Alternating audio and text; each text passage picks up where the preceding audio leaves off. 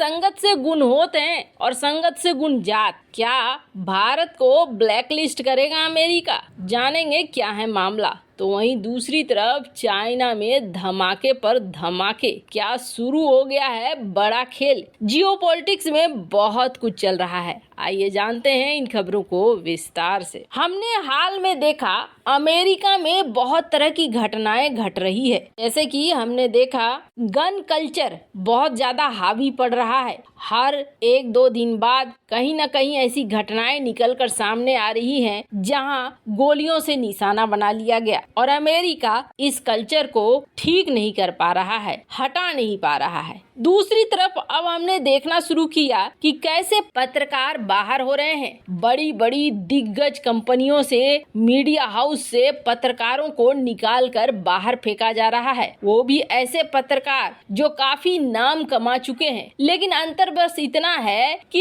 ये पॉलिटिकली बहुत खरा बोलते हैं। बहुत सारी चीजें देख रहे हैं हम लोग ये भी देख रहे हैं कि किस तरीके से अश्वेतों के ऊपर जुल्म होता है और अश्वेत को लेकर भेदभाव भी देखने को मिलता है। पर इन सब के बावजूद कहते हैं ना, आदत से मजबूर, कुछ वैसा ही हाल है। अमेरिकी सरकार का एक पैनल है और वो पैनल ये देखता है कि दुनिया भर में धार्मिक स्वतंत्रता के मामले में कौन सा देश कैसा है और कौन सा देश कैसे चल रहा है। अब इस पैनल ने कुछ ऐसा किया है जिसके बाद ये कहेंगे कि लो, फिर ये अपने देश की तरफ देखने के बजाय हमारी तरफ देख रहे हैं। ऐसा ही कुछ किया था हिंडनबर्ग ने। हिंडनबर्ग अदानी के पीछे पड़ा हुआ था और यहाँ एक के बाद एक बैंक डूबने शुरू हो गए अमेरिका के, जो अभी भी चल रहा है। यानी अपनी देखने के बजाय ये दूसरे की देखनी शुरू करते हैं। अमेरिकी सरकार के पैनल ने एक बार फिर से भारत में धार्मिक स्वतंत्रता को लेकर सवाल खड़ा किया है। पैनल का कहना है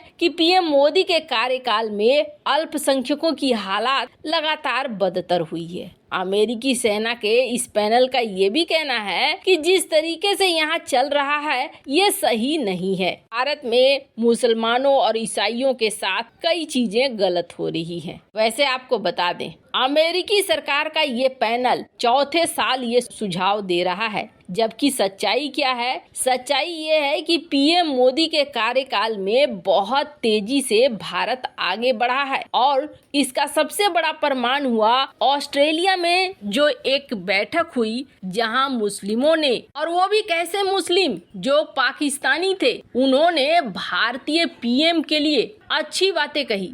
और ये मैं यूं ही नहीं कह रही हूँ, इन्होंने कहा कि पीएम मोदी के आने के बाद बहुत कुछ बदल गया है और भारत का तो काफी बड़ा बदलाव देखने को मिला है। मेलबर्न में हो रहा था विश्व सद्भावना दिवस, जहां पर सभी धर्म के प्रतिनिधियों ने खुले दिल से पीएम मोदी और भारत की तारीफ की। दुनिया में जितने ज्यादा सुरक्षित मुस्लिम या अल्पसंख्यक भारत के अंदर है, उतना ज्यादा कहीं भी सुरक्षित नहीं है। फिर भी अब ये रिपोर्ट ये क्या कहती है? रिपोर्ट ये कहती है कि भारत को ब्लैकलिस्ट करो क्योंकि भारत में स्वतंत्रता का हनन हो रहा है। अब ये तो बेतुका सा लग रहा है। ऐसा लग रहा है जैसे कि ये हाइब्रिड वॉर का हिस्सा है, तभी तो ऐसी बातें कही जा रही है। वरना जिसकी तारीफ दुनिया भर में हो रही है, खुद मुस्लिम देश ये कह रहे हैं, उसकी भी छोड़िए, पाकिस्तानी अब ये कह रहे हैं कि हमें गोद ले लो,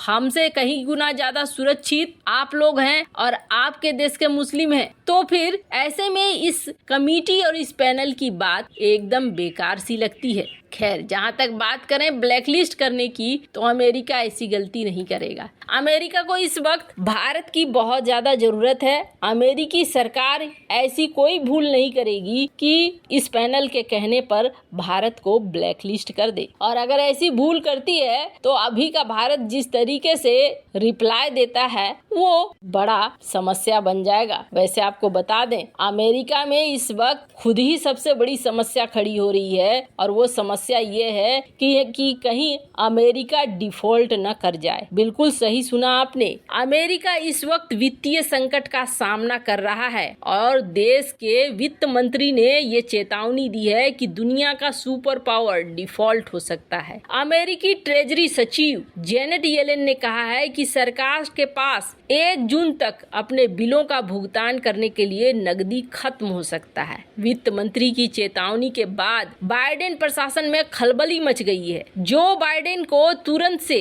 4 कांग्रेस सदस्यों के साथ बैठक बुलानी पड़ी है। रिपोर्ट ये कह रही है कि अमेरिका के डिफॉल्टर होने का जोखिम काफी बढ़ गया है, जिसका वैश्विक अर्थव्यवस्था पर भी प्रभाव पड़ेगा। और इसके बाद अमेरिका में भारी हलचल मच गई है कि क्या चीजें हो रही है, क्या गलत हो रही है। आपको बता दें, सोमवार को एक लेटर लिखा वित्त मंत्री येलेन ने और कहा कि जून तक हमारे पास बहुत बड़ी समस्या आ रही है। इस समस्या को हल करने के लिए सोच लो, वरना बहुत बड़ी मुश्किल खड़ी होगी। खैर, 9 मई को बुलाई गई है डेमोक्रेटिक और रिपब्लिकन दोनों नेताओं की सीमा। अब देखा जाएगा कि जो कर्जा है वो कर्जा बहुत ज्यादा बढ़ गया है, उसे कैसे पाटेगी बाइडेन सरकार, या फिर 70 लाख लोगों की नौकरी एक झटके में जाएगी अमेरिका से। अमेरिका अगर अपने कर्ज के भुगतान पर फेल होता है तो इसका गंभीर असर ग्लोबल फाइनेंशियल स्टेबिलिटी पर भी होगा, यानी लोगों का जीना दूभर हो सकता है। वैसे कहा जा रहा है कि अमेरिका की जीडीपी में एक झटके में 5% तक की गिरावट आ सकती है और इसका असर दुनिया भर में देखा जाएगा। ऐसे हालात में जहां अमेरिका खुद फंसा हुआ है, भारत के साथ पंगे लेने के चक्कर में नहीं फंसेगा। खैर, ये तो रही अमेरिका की बात। जहां एक तरफ ये सब कुछ हो रहा है तो वहीं चीन में अब क्या हो रहा है? क्या पाकिस्तान वाली कहानी चीन में भी शुरू हो गई है? क्योंकि एक के बाद एक धमाके अब चाइना के अंदर भी देखने को मिल रहे हैं। अभी एक चीज चल रही है जिसे कहते हैं हाइब्रिड वॉर। आपके देश के अंदर घुस चुके हैं दुश्मन, बीच बीच में कुछ न कुछ करते रहते हैं और आपको आभास तक नहीं लगता है। हमने देखा कल एक खबर आई थी जिसमें ईरान के केमिकल प्लांट में बुरी तरीके से आग लगा हुआ है, ब्लास्ट हुआ है। शक गया इजराइल के ऊपर, क्योंकि इससे पहले एक न्यूक्लियर फैसिलिटी में इसी तरीके से हमला हुआ था, धमाका हुआ था, न्यूक्लियर फैसिलिटी तबाह हो गई थी। बाद में पता चला था कि इसमें इजराइल का हाथ है कथित तौर पर। अब वैसा ही कुछ देखने को मिल रहा है चाइना के अंदर। चाइना के अंदर ना आजकल हर 1 महीने में या ये कहें 15 दिन में एक ऐसी खबर आती है जिसमें कहा जाता है यहाँ ब्लास्ट हो गया, वहाँ ब्लास्ट हो गया, यहाँ आग लग गई, यहाँ गैस लीक हो गया। वैसा ही कुछ देखने को मिल रहा है चाइना के केमिकल प्लांट में। चाइना के केमिकल प्लांट में हो गया है ब्लास्ट। साइनोकेम केमिकल प्लांट जो ईस्टर्न चाइना में है, यहाँ पर ये ब्लास्ट हुआ है और इस ब्लास्ट में 5 लोग मारे गए हैं। ये आधिकारिक आंकड़ा है, जबकि कहा जा रहा है कि असल आंकड़ा बहुत ज्यादा होगा। यानी कि चाइना के अंदर भी खेला क्या चालू है। अब चाइना सरकार इसको लेकर जांच की कमेटी बिठाएगी और जांच की रिपोर्ट आएगी। दुनिया को भले पता चले या न चले, लेकिन चाइना के अंदर भी कुछ न कुछ जरूर चल रहा है। वैसे इन सब मामले में आपकी क्या राय है? कमेंट कर जरूर बताएं।